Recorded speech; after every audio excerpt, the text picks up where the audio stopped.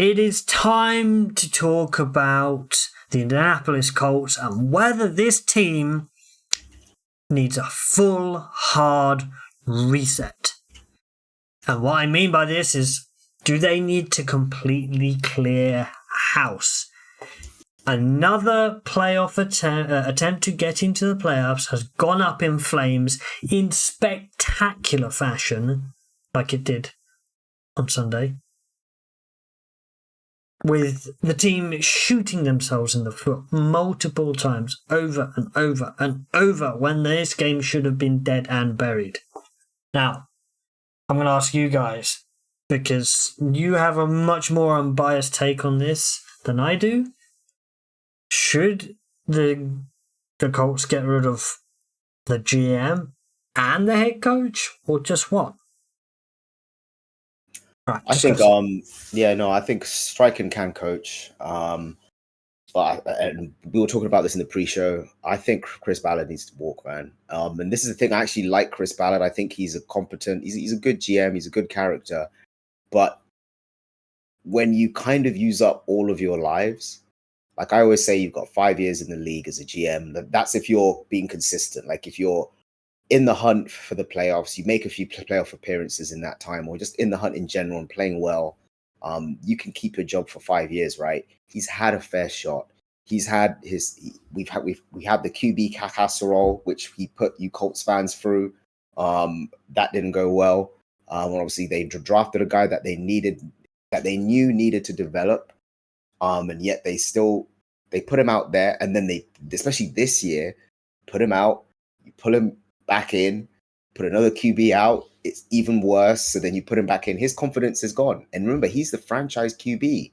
So out of all of the two guys that are still there, both of those can go. Anthony Richardson isn't going anywhere. So it's kind of like it was a bad look when that happened. I don't think that helped the situation. I think Chris Ballard needs to go because he's had his fair shot.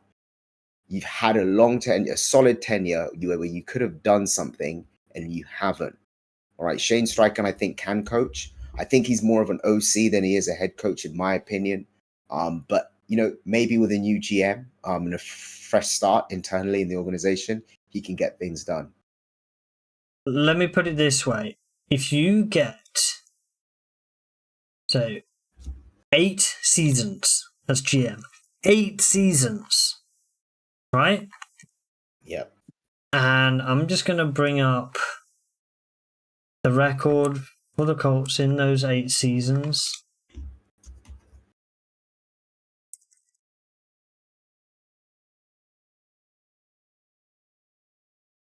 And if you look at those 8 seasons, so 2017 was the first one, made the playoffs twice. 0 divisional titles. And when you look at making those playoffs, that was when we still had Andrew Luck. Right? Yep. And then in 2020 with Philip Rivers for that solo season. Aside from that, it's been a dearth. And when you look at it, so 2021, spectacular failure to not make the playoffs. Final game of the season. 2023, same thing. 2024. It happened before the final game, but the fans are fed up. Yep, 100%. Like the NFL is a production in sport. Like you've got to produce. He's had enough. Like he's had his chance. If you can't get it done in 8 years, what's another 2 going to make a difference? Like you've got to move on. You have to try something else. And that's the thing. I actually think I like him as a GM. I think he's a cool guy, but it would be a disservice to the fans and to the city if you keep things the same. Like you've constantly got to be looking to improve. Like either he's winning out in the draft, and the teams he's building are like spectacular. They're just underperforming, but you can't even say that. He's hit on a few players, but like you can't even say that. There are some GMs that keep their job because they're draft wizards. If you look at the Bengals from yesteryear, Like they used to always draft starters, but they never want to pay them, so they'd end up being stars on other teams. Like that's someone you can keep a job because you can say he's going to build a good roster. He's going to draft NFL starting talent, Pro Bowl talent every year. 2 guys from that team are going to become Pro Bowlers. Okay, that's not the case. Let me put it this way. There have been multiple position groups that have been problems for the Colts. Corner, tight end, and consistently, those positions have not been addressed. That's part of your job as a GM. Like ultimately, you need to build a roster. That's your ultimate. That's the ultimate part of your role. The coach will coach the players, but you've got to provide the players to coach. You've got to construct a roster. You've got to evaluate talent. You've got to draft well, and you've got to constantly keep doing it, even throughout the season. Like Howie, for example, even though the season's happening right now, he's still wheeler dealing. He's always looking for value. He's thinking about next year. He's thinking about next week. He's thinking about, okay, if we're going to make a playoff run, we have a few holes here. Is there anyone available that isn't on a team right now that we could bring in to help sort of bolster us down the stretch? You've got to ask yourself, is Ballard doing that? Maybe he is. If he is doing it, he's not showing it. Ultimately, the decision they made with Anthony Richardson, it's not just one person making this choice. Multiple people in the organization have to co-sign this. They made that choice, and I think this is making the separation, this is going to make his firing a lot easier. Because like I said, Anthony Richardson is the franchise. He's not going anywhere. Well, for 1 year. For 1 year. He will have... They will give him a leash of another year if the new head coach wants to work with him, and then it will be a situation of, because then that'll be 3 years into his rookie contract, right? And yeah, the thing about that is he knows honestly speaking that he can't ask for like a big deal because he hasn't shown anything yet. Well, no, he won't be able to get anything. It's more of the sense of the organization will lose patience because they want to actually get back to trying to win. Now, Peter, what are your thoughts on this? Because I'm sure you have some opinions on this as well.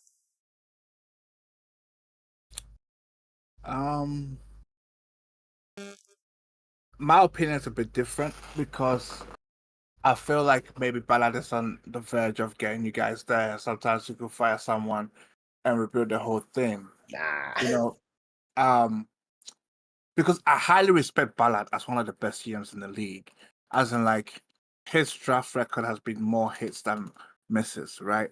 He's able to draft very well, you know, and have more hits than misses. It's tough. It's difficult. As much as I like Ballard, it seems like it's his time to go.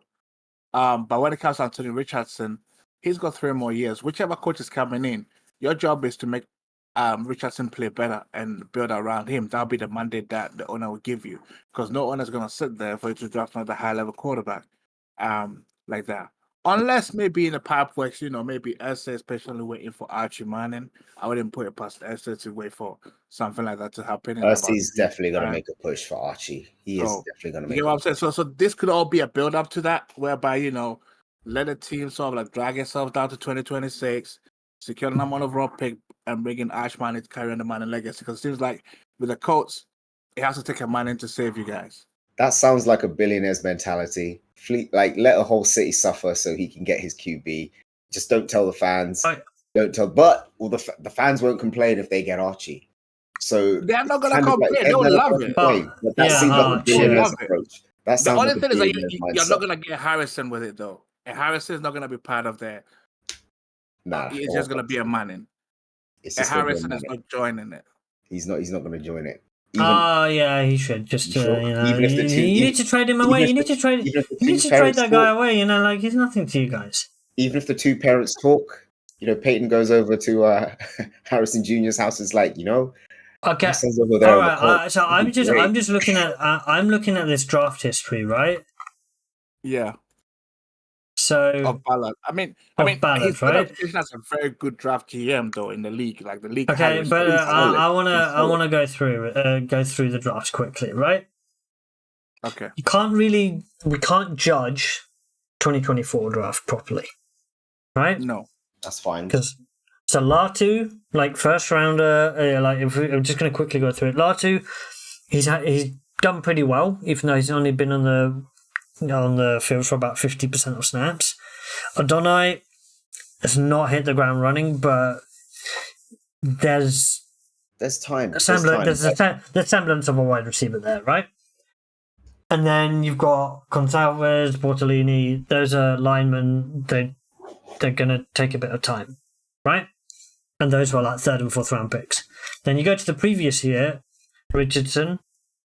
That's at the moment that hasn't panned out the way that the Colts wanted it to so far. But then that's injury and so on and so forth. Juju Brent's cornerback, 2nd rounder. I don't think that's been too hard. Josh Downs is probably out of the 2023 draft class. Josh Downs is the only one. I'm saying that has been like he is the go-to guy. He's the most reliable player on that team at the moment. That's a hit, but the rest of them haven't been a hit, right? Okay. Then you go to 2022. 1st round pick was traded away. The first 2 picks in the 2nd round were traded away. So the 3rd time around, so they kept on trading back, right? And that was Alec Pierce. He's been good, but he's not been the level of a 2nd round pick at the moment. Right? Well, really? I thought he's been pretty good for you guys. He's been good, but he's not been... If you look at his stats, so in the 3 seasons, he's got about 600 receiving yards per year. Good, but not great. For a wide receiver 2 that you would expect to come out of the 2nd round, right? Yeah, you expect around 800, 900. We're not getting that. At the moment, the production's not there, but he's a good enough player. Okay. Jelani Woods, like anything that he's tried at tight end does not work. We've known this. I've lamented about it. Tight end has just not worked as a position. The only one that semblance of potentially panning out is Bernard Ryman, the left tackle. And he's starting to be a little bit better. But aside from that, nothing. And then we're going back to 2021 draft. And only Quidipe and Deo Dungbo, the 2 defensive ends. That's it. Anything else hasn't panned out. So we're not even getting... like some teams getting those gems in the later rounds. Yeah. I'm looking at all of these picks, and the only people that are getting that have any semblance of being good is people that have been drafted in the first 2. Everything else, it's very top heavy for your team, so you're not getting that depth. Ultimately, that comes back to haunt you because if you can't build a team through the draft, then you're having to dip into free agency more. And he doesn't do that. He doesn't dip into free agents. So if he acquired a few pieces through free agency, that might have been able to stem the bleeding. And you might have actually filled some gaps, but that's not how he plays. I think he's very old school.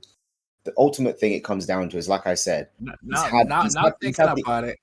his sample size is too long. That's nearly a decade as a GM with nothing to show. I know. That's ultimately what it is. It's nothing personal.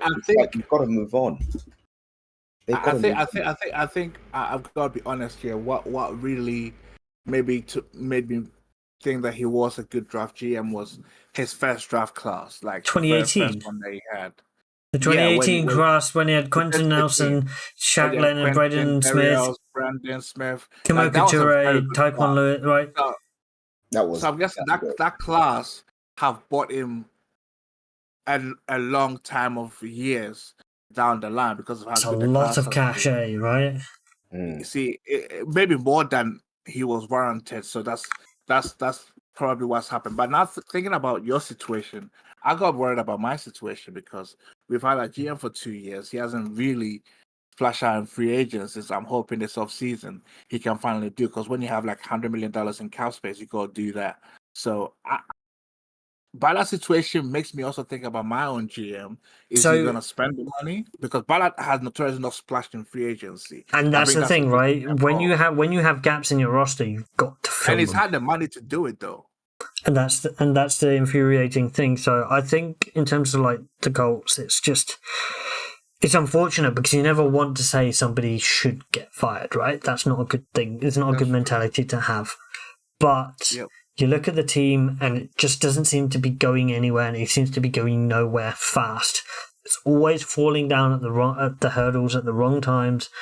And this game was just endemic of it. You have the Jonathan Taylor doing a Deshaun Jackson and disappearing the ball as he's about to cross the goal line. You have throwing a pick six with a trick play with a rookie wide receiver where you shouldn't be doing a trick play, especially when you're moving the ball. So it's just everything they seem to be doing, they don't seem to be doing it right at the right times, and that's the problem. So unfortunately, something has to give, and I'm in that category of that. Now, GM for sure. Now, one thing I'll add just before we move on is that when you have a young QB, if you change offensive schemes, you might as well add an extra year, because he's starting again, which is why you kind of want consistency, at least with the offensive scheme that you're running. Because if you bring in someone completely different, you're going to have to start from scratch again. Verbiage, everything has to be relearned, and it's going to be another slow start. QBs that have success sometimes spend enough time in that offensive system. So if you get rid of Steichen as well, then you need to kind of keep his offense there, which means you're probably going to have to promote internally. But I don't think Irsay's the type of person to do that. I don't think that's sports. It might be a cut loss. It could be a cut losses kind of situation. But the thing is, this draft class is not good in terms of quarterbacks. So no, it's not. It's actually one of the worst. That's the problem. It's very top heavy. That's the thing. So, put your thoughts down below if you've got any thoughts on this, and we will see what on earth this Indianapolis Colts team actually does, because I just don't know what's going on in that franchise at the moment.